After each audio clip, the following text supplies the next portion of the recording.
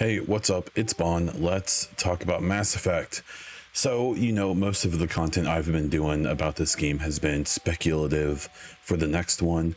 Not really because there's anything significant to talk about, more because I'm just interested in thinking about it. And during my stream yesterday, when I was playing some Mass Effect 3, Jub, Caged, Anna, and a few other people who were watching provided me with some interesting info to kind of speculate on. So I'm going to show that now. As you know, if you've listened to any of my videos, I'm pretty deep into the opinion that the next game is going to set canon of some type.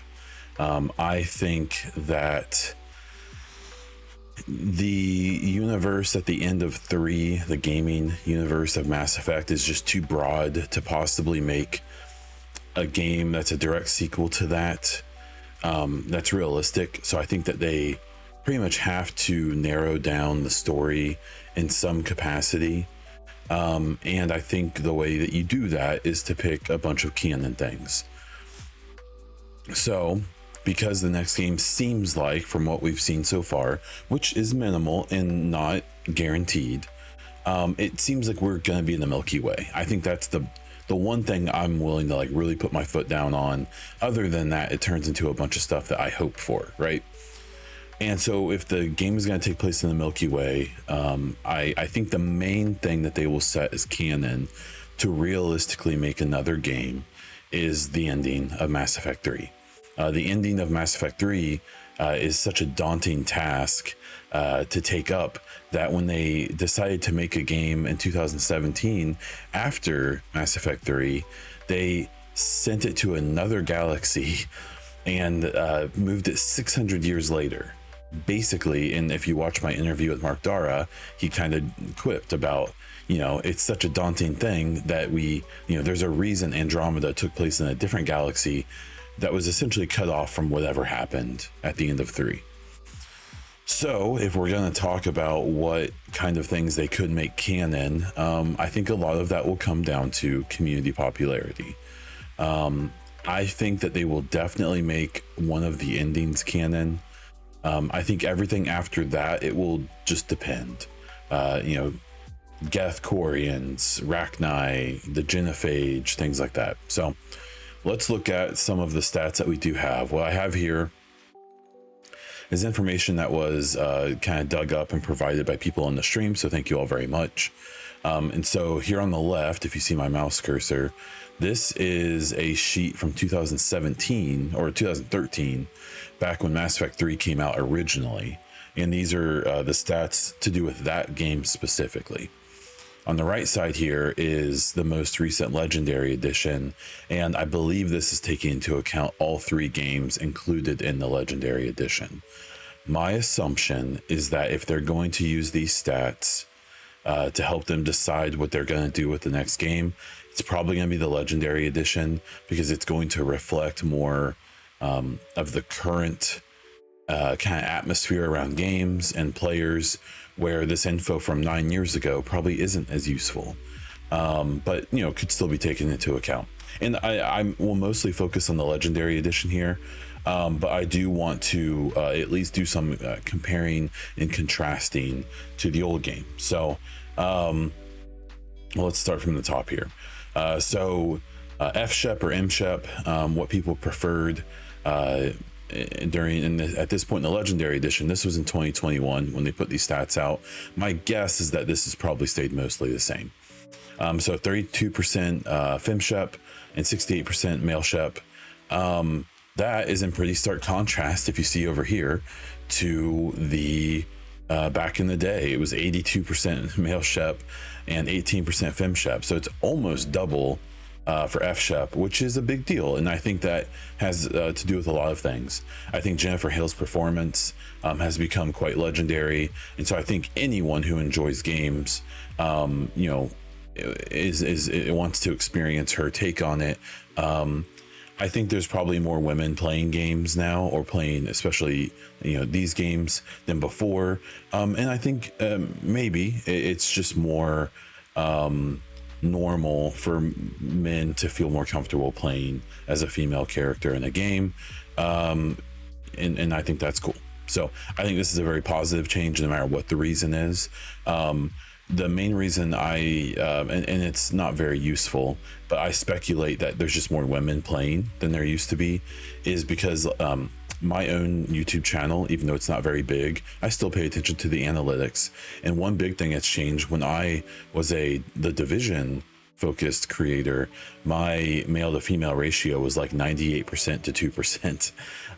Since I've been doing a lot more Mass Effect content in the podcast and stuff like that, the last time I looked, I think it's almost like 30% women who watch the channel, which is a big deal. That's really cool for me. That's from it's reaching out to a whole new audience where there's a lot of people to be reached. And I think it just shows, better content, more diverse content, which I'm really happy about. So this change in the game is pretty interesting. Next one here, the military specialization. So soldier is at the top, doubled up on Vanguard, and it continues down to infiltrator, adept, sentinel, and engineer. This surprises me. I actually like engineer, probably the third most, and infiltrator the second. I don't like Vanguard, but that's just me. If you look back at the 2013 stats, infiltrator and Vanguard are swapped, and sentinel adept are swapped, but otherwise soldier still has about the same percentage, and it feels about the same going down from that. The F-Shep thing, or in the M-Shep, or the specialization thing, I don't think will matter in the next game. There's a lot of things they could canonize. I think that's hopefully two things that they can keep up to the player choice of what Shepard was, whether we play with them or not. Again, the pre-service history, I don't think that was tracked before. I don't think that matters that much. The Earthborn, my guess is that's the most popular because that's default. Same with the psychological profile. I believe those are the two defaults, but the war hero is really close. The colonist ruthless, if you've never played that one's a pretty good combo in my opinion, because it's just, I think it complements really well. So I don't think either one of those things are super important to what they're going to do in the next game, but we'll have to wait and see. The Vermeer Survivor, it doesn't look like, since this is a Mass Effect 3 thing, it doesn't have that on here, I don't think. The 60/40 Ashley Caden, I'm assuming this comes down to the fact that there's 68% men, or male Sheps, and I suspect that these stats seem connected, but I could be wrong. Personally, I actually do prefer Ashley. I'm one of those weirdos. Caden gives me weird vibes, but that's just me. This is a really interesting stat for me. So the Rex survive the Vermeer mission in Mass Effect 1 is really interesting to me. One, because it's so high. I killed Rex in my first 3 playthroughs. I had no idea that you could save him. I thought he just died. That's why I was confused about things I had seen before I played the series. Like, how's this guy in the third game? He dies. No, then I learned about the ancient armor. This old Mass Effect 3 one from 2013, it has 64% of players did not get to meet Rex in the in the campaign for Mass Effect 3. I guess it's because a lot of them must have killed him off, and then he's a big part. So a lot of people, I don't know. That's an interesting stat to me. And again, the Rex thing is interesting because I think that the only way they can canonize the genophage being cured is if if they make him surviving canon, because I guess they could do it with Reeve, but that would, I don't know, maybe be more dramatic. Maybe they would do that for fun. The Rachni, 93% allied with her. I think 7% did not save the Rachni Queen in the first Mass Effect. That's interesting because I actually I think I save her most of the time, but it's one of those weird choices where once you get to 3, no matter what you did, you kind of end up with the same result either way, which I don't love.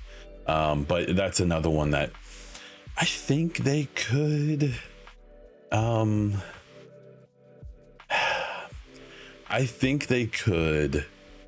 The Rachni could be a big story, especially depending on what they do with the Genophage with the Krogans, because they can make that an old war reemerges thing, where if the Rachni are free and repopulating, the Krogan are going to feel like it's their job to go after them again. If the Krogan's Genophage has been cured, we'll have to wait and see. What was the Mass Effect 3 outcome? 67% killed the Reaper Breeder Queen, 33% saved. Yeah, when I'm doing a Renegade run right now where I actually end up saving the Reaper Breeder Queen, even though it seems kind of wrong to do, but I don't know. It seemed like the right thing to do war assets wise. Here we have the squad mates most likely to survive the suicide mission. Morden really surprises me because I thought all you had to do with Morden was to send them with the crew back to the ship, and maybe people don't do that. But and then Tally, well, Morden's loyalty mission too seems like one that you really should do no matter what playthrough you're doing. But that's just me. Tally surprises me too because her loyalty mission is, I think, a pretty big deal in the series, especially if you're wanting to make peace with the Geth and Quarians in the 3rd game, which is, you see Legion up here at number 5. Grunt being like these numbers surprise me. I'm surprised that like Thane isn't higher. I'm surprised that Jack isn't higher. I'm surprised Zaid isn't 12 because he's the worst character in the entire series, worse than Kai Lang. But I don't know, it's interesting. And then we have the Genophage cured, so 96% cured. This is when we finally get to something that I think we may see in the next game. I think the Genophage being cured, I mean, in this example, it's overwhelmingly,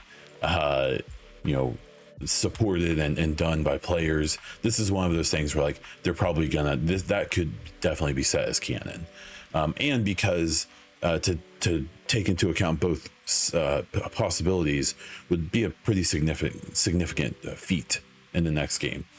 Tally being pardoned or exiled, I don't think will really matter in the next game. Most popular squad mates in the first Mass Effect. This is the Legendary Edition, remember. Garrus, best bro, of course. Tally kind of surprises me, but she is extremely useful in the first game. And yeah, Caden and Ashley at the end doesn't surprise me too much. Priority Rannoch. So whether you broker peace between the Geth and Quarians, take the side of the Geth or take side of the Quarians, 80% achieving peace is fairly impressive because there's things that you have to do in all 3 games to make that happen. You have to do Tally's loyalty in 1. You have to, I believe, do the right things with Tally and Legion in 2. And then there's choices that you have to make in 3. There's things that you have to do in 3. So for 80% of people to do that is a lot. And that's another one where it wouldn't surprise me at all if they go with this, especially for a reason I'll touch here in a minute. The punching the reporter or not, I hate that. I think it's so cringy for them to do that. And then, yeah, the scanning of them in the first game. So I did not realize that this doesn't talk about the choices at the end. Interesting. So one thing I think is interesting is I will be curious if they pick like the destroy ending to be the canon ending. I think that's a very real possibility. I think the teaser trailer we saw, I think the poster we got last year with all the dead Geth and the big, what looked like a Reaper core of some type, or a Mass Effect core with like the obvious Legion or a Geth outline in that poster. I think that they've signaled so far that the Geth are probably dead, because we've seen dead Reapers, and now we see a bunch of dead Geth. That to me signifies a destroy ending, and maybe they're just showing that possibility. Maybe the other endings could be picked. I'm betting they won't be. And I think that's especially interesting with the Rannoch choice, in that if you chose the Geth, well, all the Quarians are dead, or most of them, and all the Geth are dead, so they all died. If you pick the Quarians, most of the Geth are dead anyways. And if you achieve peace, basically the Quarians get a few weeks of being helped by the Geth, which if you do that, like Tally talks about how they'll be able to get out of their suits really quickly because of the upgrades from the Geth and things like that. But then you set off the destroy ending, and all the Geth die anyways. I very specifically think a big part of the next game is going to be the Geth all being dead, and Liara and whatever crew we play with, trying to either recover knowledge from them, or maybe try to bring them back. Maybe there's like a holdout, group of Geth who have continued on, or something like that weren't touched by the destroy ending. We'll have to wait and see, but that definitely seems like during that last N7 day in 2021, it was heavily implied that the Geth will be a part of this story, but that they're probably going to be dead at the beginning of it, which I think, in my opinion, definitely signifies the destroy ending very, very possibly being selected for that. So there's my 15 minutes of speculation for this week. Something I was able to conjure up and talk about a bit. Let me know what you think. I'm curious to what you think or what you want. We know those are two very distinct things, so let me know about both of them. If you want to check out my podcast where I talk about this stuff as well as gaming news and stuff, you can check out the EchoCast on all podcast providers and on this very YouTube channel.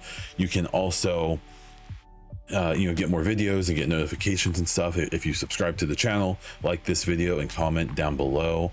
You can also check out my Twitter at Bondiesel, and that's basically what I'm on every social media thing, so follow those. And that is probably all I have this time, so until next time.